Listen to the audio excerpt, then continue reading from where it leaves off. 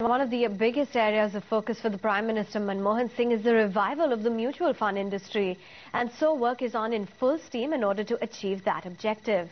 Not only are Finance Ministry officials meeting representatives of mutual funds today, but the industry body, the AMFI, has written to the SEBI with a comprehensive package focusing on distributor incentives to bring the industry back on track. Mrinalini Krishna has more exclusive details on what those proposals are. Mrinalini, what kind of incentives has the industry proposed, and what are the SEBI and are the SEBI and the FinMin on board? Well, sources say AMFI has proposed a comprehensive package for the revival of the mutual fund industry to market regulator SEBI, but interestingly, that does not include the revival of entry load. What it does, however, propose is a single check payment by the investor for both the investment amount as well as an advisory fee to the distributor. What this essentially means is that if you're investing 1,000 rupees and you want to pay 100 rupees to your distributor for advising you, then you cut one check of 1,100 rupees.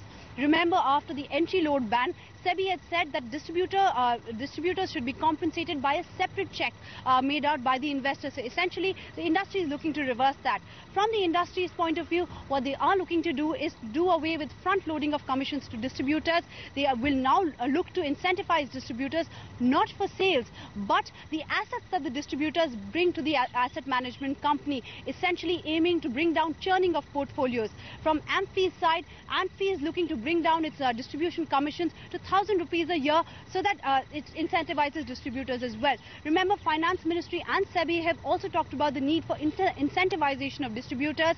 The industry has been talking about how distributors have not pushed MF products because of lack of incentivization. So clearly that is the general direction that discussions are being held on. Finance Ministry is meeting top mutual fund industry houses today, as well as SEBI's Mutual Fund Advisory Committee is looking at all these issues when it meets on the 17th of this month.